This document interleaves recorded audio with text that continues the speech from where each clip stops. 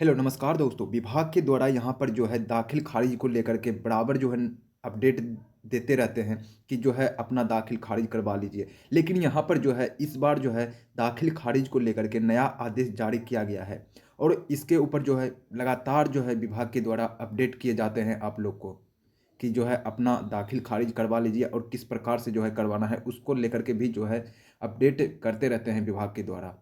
तो इस बार जो है दाखिल खारिज को लेकर के क्या नया आदेश जारी किया गया है विभाग के द्वारा, सारा कुछ आपको यहाँ पर जानकारी मिल जाएगा भाई। क्रय विक्रय के आधार पे जो है किस प्रकार से आप अपना कर सकते हैं और बंटवारा के आधार पे आप अपना यहाँ पर किस प्रकार से कर सकते हैं, सारा कुछ जानकारी आपको यहाँ पर स्टेप बाय स्टेप देखने के लिए मिल जाएगा भाई। लेकिन यहाँ पर जो है सबसे ज़रूरी बात यह है कि दाखिल खारिज का नया आदेश क्या विभाग के द्वारा आया है वो जानना बेहद ज़रूरी है भाई। तो वीडियो में आपको आगे देखने के लिए मिल जाएगा भाई कि जो है क्या दाखिल खारिज को लेकर के नया आदेश आया विभाग के द्वारा। तो यहाँ पर खतियानी ज़मीन को जो है किस प्रकार से जो है दाखिल खारिज करवा सकते हैं उसके ऊपर मैंने पहले भी वीडियो बना करके डाल दिया हूँ, जो कि विभाग के द्वारा ही अपडेट किया गया था उसको लेकर के भी बहुत दिन पहले भाई। और जो है क्रय विक्रय के आधार पे जो है आप अपना करवाना चाहते हैं यहाँ पर, तो उसके बारे में भी जानकारी मिल जाएगा। और उसके बारे में भी मैंने जानकारी पहले भी ऑलरेडी दे चुका हूँ भाई, ठीक ना। उसका लिंक जो है आपको डिस्क्रिप्शन में मिल जाएगा। लेकिन इस बार जो है दाखिल खारिज का क्या नया आदेश आया है वो भी सारा जानकारी आपको आगे देखने के लिए मिल जाएगा। और यहाँ पे लगातार विभाग के द्वारा अपडेट किया जा रहा है दाखिल खारिज को लेकर के, ताकि आप लोगों को आगे समस्या किसी भी प्रकार का ना हो भाई। तो आप सबको इन सब चीज़ों पे ध्यान देना जरूरी है भाई, क्योंकि ज़्यादातर मिस्टेक यहीं पर लोगों को होता है, ठीक ना। समस्या यहीं पर होता है अगर देखा जाए तो दाखिल खारिज को लेकर के ही। तो अगर आप अपने ज़मीन का यहाँ पर 20 साल 30 साल या 50 साल हो गया, अगर दाखिल खारिज नहीं करवाए हैं तो वैसे में भी जो है यहाँ पर आपके ज़मीन का दाखिल खारिज हो जाएगा।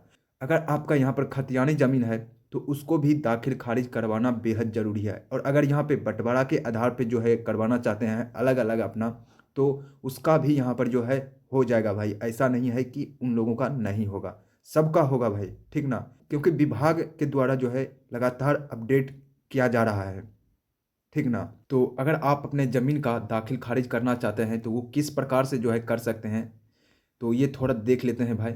लेकिन उससे पहले अगर आपने वीडियो को यहाँ पर लाइक नहीं किए भाई, तो वीडियो को लाइक करके चैनल को सब्सक्राइब जरूर करें। तो चलिए विभाग के द्वारा क्या नया आदेश जारी किया गया है वो जानना बेहद ज़रूरी है यहाँ पे भाई। तो जैसा कि आप यहाँ पर देख सकते हो भाई कि यहाँ पर जो है राजस्व एवं भूमि सुधार विभाग के द्वारा जो है ये जारी किया गया था, बहुत दिन पहले का है, कि दाखिल खारिज की सुविधा ऑनलाइन पाएँ। यानी आप जो है अपने ज़मीन का दाखिल खारिज करवाना चाहते हैं तो किस प्रकार से करवा सकते हैं, यहाँ पे सारा जो है जानकारी दिया गया था विभाग के द्वारा। अगर आप अपने खरीद बिक्री ज़मीन का दाखिल खारिज करवाना चाहते हैं तो कुछ इन स्टेप में जो है जा करके अपना करवा सकते हैं ऑनलाइन, ठीक ना। अगर आप चाहते हैं अपने घर से भी करने के लिए तो भी यहाँ पर मोबाइल से हो जाएगा, ठीक ना। ऐसा नहीं है कि नहीं होगा, नहीं तो साइबर कैफ़े में जा कर के वहाँ से भी जो है अपना करवा सकते हो भाई। वहीं फिर जो है जिसका कि खतियानी है, कह लीजिए बाप दादा का है, तो वो भी लोग जो है अपना इस प्रकार से यहाँ पर करवा सकते हैं, जो कि गाइडलाइन जारी किया गया था विभाग के द्वारा। आप जो है किस प्रकार से यहाँ पर करवा सकते हैं अपने पुश्तैनी ज़मीन को दाखिल खारिज। लेकिन यहाँ पर बंटवारानामा ज़रूरी है भाई। तो इस प्रकार से जो है कुछ आप अपना करवा सकते हैं। लेकिन इसके ऊपर मैं पहले भी वीडियो बना करके डाल दिया हूँ, वो जा कर के वीडियो देख सकते हैं कि आप जो है अपने खतियानी ज़मीन को दाखिल खारिज जो है किस माध्यम से अपने नाम पर करवा सकते हैं। तो यही कुछ स्टेप है, तो यहाँ पर इन स्टेपों को आपको फॉलो करना है। तो यहाँ पर जो है आपके दादा परदादा का ज़मीन यानी पूर्वजों का ज़मीन आपके नाम से दाखिल खारिज यहाँ पर हो जाएगा। वहीं खरीद बिक्री वाला भी जिसका है कि यानी बहुत दिन हो गया है, 20 साल 30 साल 40 साल, वो भी जो है यहाँ पर करवा सकते हैं। करवाना बेहद ज़रूरी है, ऐसा नहीं है कि नहीं होगा, उनका भी होगा भाई यहाँ पर, ठीक ना। उन सभी लोगों का भी होगा। तो सर्वे से पहले जो है भाई अपना करवा ले, ठीक ना। तो इसका लिंक जो है भाई आपको डिस्क्रिप्शन में मिल जाएगा, आप वहाँ से देख सकते हैं कि किस प्रकार से जो है अपने ज़मीन का दाखिल खारिज करवा सकते हैं, ठीक ना। लेकिन उससे पहले भाई दाखिल खारिज करवाने से पहले आपको जो है कुछ बातों पे ध्यान देना बहुत ज़रूरी है, जिसको लेकर के विभाग ने नया आदेश जारी किया है कि आपको इन चीज़ों को फॉलो करना है, नहीं तो आगे जाकर के आपको भारी समस्या हो सकता है, यानी भारी समस्या का सामना करना पड़ सकता है। तो वो क्या है, वो भी जानना बेहद ज़रूरी है। तो चलिए हम वो आपको बता देते हैं भाई। तो जैसा कि आप यहाँ पर देख सकते हो भाई, ये आज का अपडेट है, विभाग के द्वारा अपडेट किया गया है यहाँ पर राजस्व एवं भूमि सुधार विभाग के द्वारा कि दाखिल खारिज आवेदन से पूर्व ध्यान देने योग्य बातें। अगर आप अपने ज़मीन को दाखिल खारिज करवाने जा रहे हैं तो इन बातों को आपको गांठ बांध लेना है भाई, ठीक ना, नहीं तो आगे जा कर के आपको भारी समस्या हो सकता है। तो अगर यहाँ पर कोई दाखिल खारिज आवेदन क्रय विक्रय पत्र के आधार पे करवाना चाहते हैं तो आपको कुछ बातों को ध्यान रखना बेहद ज़रूरी है यहाँ पर भाई, ठीक ना। यहाँ पर पहला नंबर पे आता है, जमीन का क्रय उसी व्यक्ति से करें जिसके नाम जमाबंदी चल रहा है। मतलब विभाग का साफ साफ कहना है कि अगर आप कोई ज़मीन खरीदने जा रहे हैं तो सामने वाला का देखें कि जो आपको लिखने वाला है ज़मीन, उसके नाम पे जमाबंदी है कि नहीं है। अगर नहीं है तो फिर आप उस ज़मीन को लेने का कोशिश नहीं करें, नहीं तो आगे जा कर के आपको समस्या हो सकता है कुछ ना कुछ। विभाग जो है आप लोगों को अपडेट कर रहा है, ठीक ना, ताकि आपको कोई समस्या ना हो। अगर आप ऐसा करते हैं तो आप खुद जिम्मेदार होंगे भाई, ठीक ना। दूसरा नंबर आता है, अगर किसी कारणवश आप जमाबंदी रैयत से ज़मीन क्रय करने में सक्षम नहीं है तो जमाबंदी रैयत के सभी वंशजों से ज़मीन का क्रय विक्रय पत्र लिखवाएं। सभी वंशजों से लिखित विक्रय सहमति पत्र प्राप्त करें। मतलब कि यहाँ पर भाई, अगर किसी कारणवश आप जमाबंदी रैयत से ज़मीन क्रय करने में सक्षम नहीं हैं तो जमाबंदी रैयत के सभी वंशजों से जो है, उसके जो भी वंशज है सभी का क्रय विक्रय पत्र पर सभी का वंशजों से लिखित विक्रय सहमति पत्र प्राप्त करें। यानी सभी से जो है वहाँ पर विक्रय सहमति प्राप्त करने का मतलब लिखाने का एक पेपर पे आप लिखवा लें, ताकि आपको आगे जा कर के कोई भी क्लेम ना कर सके उस ज़मीन पे उसके वंशज लोग, ठीक ना। नहीं तो आगे जा कर के आपको कुछ ना कुछ समस्या हो सकता है यहाँ पर। तीसरा आता है, अगर जमाबंदी संयुक्त खाते की है तो क्रय विक्रय पत्र सभी खातेदार से लिखवाएं। सभी खातेदारों से लिखित विक्रय सहमति प्राप्त करें। यानी यहाँ पर अगर किसी का जमाबंदी संयुक्त खाते की है तो यहाँ पर क्रय विक्रय पत्र सभी खातेदार, यानी जिसका जिसका भी नाम है उस खाते पर जो भी आ रहा है सभी से वहाँ पर लिखवाएं। ऐसा नहीं कि एक से कोई किसी से हम लिखवा लिए और हो गया, तो नहीं, आगे जाकर के कोई दूसरा आप पर आपत्ति कर सकता है उस ज़मीन पे, ठीक ना भाई। तो आपके फ़ायदा के लिए जो है सरकार आपको लगातार अपडेट कर रहे हैं ताकि आपको कोई समस्या ना हो। अगर आप इन बातों पे ध्यान नहीं देते हैं यहाँ पे तो आप जो है खुद जिम्मेदार होंगे भाई इसका, ठीक ना। चौथा आता है, अगर आप ज़मीन का क्रय जमाबंदी रैयत से नहीं करते हैं तो ऐसे में आपको दाखिल खारिज आवेदन करते समय अन्य हिस्सेदार संबंधी विवरण दर्ज करना आवश्यक होगा। अगर जिसके नाम से जमाबंदी है, अगर उससे आप ज़मीन नहीं क्रय करते हैं तो आपको दाखिल खारिज करते समय जो है भाई, आवेदन करते समय जो भी हिस्सेदार होंगे सभी का विवरण आपको दर्ज करना होगा और विक्रय सहमति जो है पत्र अपलोड करना आवश्यक होगा। यानी अगर आप जो है दाखिल खारिज के लिए आवेदन करेंगे ऑनलाइन तो उस वक्त जो है आपसे ये सहमति पत्र मांगा जाएगा, तो वो स्कैन करके आपको अपलोड करना है। अगर आप अपलोड नहीं करेंगे तो आपका जो है दाखिल खारिज रिजेक्ट हो जाएगा भाई, ठीक ना। आपका उस ज़मीन का दाखिल खारिज नहीं होगा। यहाँ पर होगा भी तो आगे जा कर के आपको कुछ ना कुछ समस्या हो सकता है। ऐसे तो 95% उम्मीद है कि नहीं होगा, ठीक ना।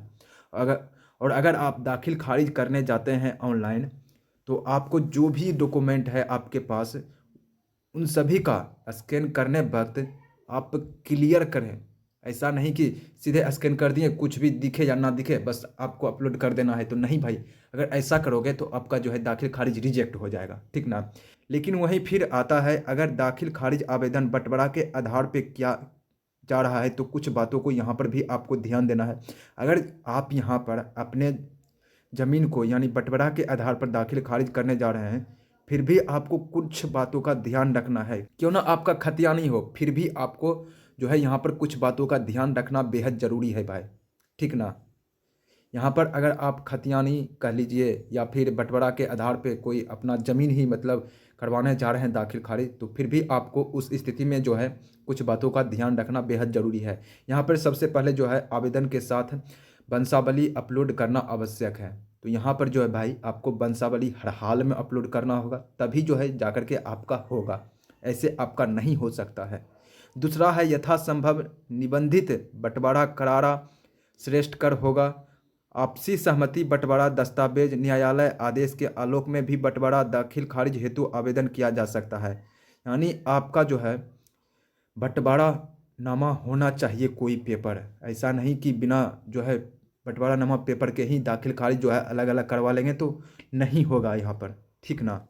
तीसरा आता है दाखिल खारिज आवेदन करते समय अन्य हिस्सेदार संबंधी विवरण दर्ज करना आवश्यक है। जितने भी यहाँ पर हिस्सेदार होंगे सभी का विवरण यहाँ पर दर्ज करना होगा आपको, तभी जो है जाकर के आप अपने खतियानी ज़मीन को जो है आप अपने नाम पर दाखिल खारिज करवा सकते हैं।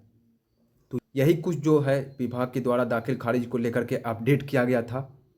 तो आपको इन सारे बातों को ध्यान में रखते हुए जो है आपको अपना ज़मीन दाखिल खारिज करवाना है। लेकिन अगर वहीं आप दाखिल खारिज करवाने जा रहे हैं तो फिर भी जो है आपको कुछ बातों को वहाँ भी आपको ध्यान रखना बेहद ज़रूरी है भाई। तो आप जो है ऑनलाइन माध्यम से कर सकते हैं। तो यहाँ पर भाई बिहार भूमि के ऑफिशियल वेबसाइट पे आओगे तो आपको यहाँ पर एक ऑप्शन मिलेगा यहाँ पर, ठीक ना, देख सकते हो ऑनलाइन दाखिल खारिज आवेदन। तो यहाँ पर जो है भाई आप अपना ऑनलाइन जो है दाखिल खारिज के लिए आवेदन कर सकते हैं, ठीक ना। इस पर आप क्लिक करेंगे तो आपके सामने नया पेज खुल के आ जाएगा। अगर आप चाहते हैं अपने से करने के लिए तो फिर भी कर सकते हैं, ऐसा नहीं कि नहीं होगा। नहीं तो साइबर कैफ है, वहाँ पर जाकर के जो है आप अपना कर सकते हैं। डॉक्यूमेंट साथ में लेते जाइएगा, वहाँ पे जो भी डॉक्यूमेंट दीजिएगा उसको बोलिएगा कि साफ साफ और क्लियर करके दीजिए, ठीक ना, अपलोड करिए। नहीं तो क्या होगा भाई आपका जो है दाखिल खारिज रिजेक्ट हो जाएगा, ठीक ना। तो यहाँ पर जो है दाखिल खारिज अगर आप कर देते हैं तो फिर भी जो है आपको 10 दिन 15 दिन के बाद यहाँ पर आपको अपना दाखिल खारिज का स्थिति देखना है। क्योंकि हम पहले भी बताएं कि दाखिल खारिज का जो है आवेदन बहुत लोगों का रिजेक्ट हो रहा है। तो किस वजह से हो रहा है वो भी हम आपको बताएं एक वीडियो के माध्यम से, ऐसा नहीं कि हम नहीं बताएं, ठीक ना। क्योंकि यहाँ पर बहुत लोगों के द्वारा जो है मैसेज आ रहा था कि भाई मेरा जो है दाखिल खारिज रिजेक्ट कर दिया गया। तो भाई ये आप तो जानने का कोशिश नहीं किए कि आपका रिजेक्ट क्यों किया गया है। आप जो है अपना जो भी डॉक्यूमेंट दिए होंगे वो सही सही स्कैन करके नहीं दिए होंगे, या फिर जो है खाता खसरा या रकबा कुछ में मिस्टेक किए होंगे, इस वजह से जो है भाई आपका रिजेक्ट हुआ होगा, ठीक ना। तो आप इन बातों को भी आप ध्यान रखें और जो है 10 दिन 15 दिन के बाद जो है अपना स्थिति देखते रहें यहाँ पर, ठीक ना। जब ऑप्शन दिया है स्थिति चेक करने का तो फिर हमको क्या जाता है स्थिति चेक करने में भाई, कुछ पैसा लग रहा है यहाँ पर, नहीं ना। तो फिर जो है अपना स्थिति चेक करते रहें। रिजेक्ट हो जाएगा और आपको पता नहीं चलेगा तो जो है आपका फिर दाखिल खारिज नहीं होगा। और रिजेक्ट होने के बाद आप लोग को 30 दिन का ही टाइम मिलता है फिर से आवेदन करने का, सुधार करने का, ठीक ना। इस वजह से जो है हम बोल रहे हैं 10 दिन 15 दिन 20 दिन के बाद जो है अपना एक बार ज़रूर स्थिति को चेक कर लें। लेकिन वही बात आता है कि भाई हम कैसे जो है अपना आवेदन का स्थिति देखें दाखिल खारिज आवेदन का। तो भाई आप जब आवेदन करोगे ऑनलाइन दाखिल खारिज का तो उस वक्त जो है आपको एक टोकन नंबर दिया जाएगा, ठीक ना आपको। तो उस टोकन नंबर से जो है यहाँ पर जो अपना डाल करके देख सकते हैं कि कहाँ तक पहुँचा आपका। अगर वहीं अंचलाधिकारी के द्वारा जो है अगर आपका आवेदन सही पाया जाता है तो अंचलाधिकारी के द्वारा आपका दाखिल खारिज बाद दर्ज कर लिया जाएगा, ठीक ना। वहीं अगर आपका कोई भी त्रुटि रह जाता है आपका आवेदन में तो आपका जो है रिजेक्ट कर दिया जाएगा। तो आज का यही कुछ जानकारी था। अगर आपको यहाँ पर थोड़ा भी जानकारी अच्छा लगा हो तो वीडियो को लाइक करके भाई चैनल को सब्सक्राइब जरूर कर लें। तो चलिए मिलता हूँ फिर अगले वीडियो में, तब तक के लिए धन्यवाद।